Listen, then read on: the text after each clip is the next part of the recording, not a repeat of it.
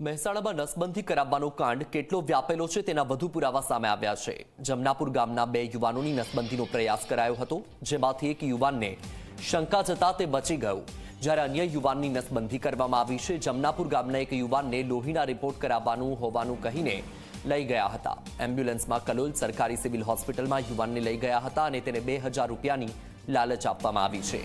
યુવાનને શંકા જતા તેણે ફરિયાદ કરવાની ધમકી આપી હતી, જેથી તેને જવા દીધો હતો, જ્યારે અન્ય યુવાનને કામ અપાવવાનું કહીને એમ્બ્યુલન્સમાં અડાલજ હોસ્પિટલમાં લઈ ગયા, તેના લોહીનું સેમ્પલ લીધું અને બાદમાં નસબંધીનું ઓપરેશન કરી 2000 રૂપિયા આપ્યા।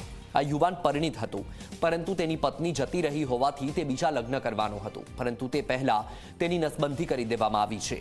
બંને ઘટનાની આરોગ્ય વિભાગે તપાસ હાથ ધરી છે।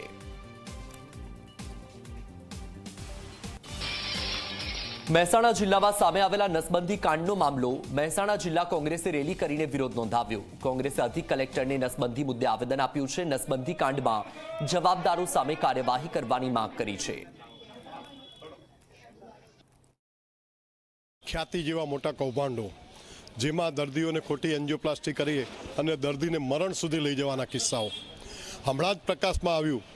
જૂની સેઢાવી ગામના એક દીકરા, જે 31 વર્ષનો અપરિણીત યુવકને નસબંધી કેમ કરવામાં આવી, તેને સરકારી હોસ્પિટલે કોણ લઈ ગયું?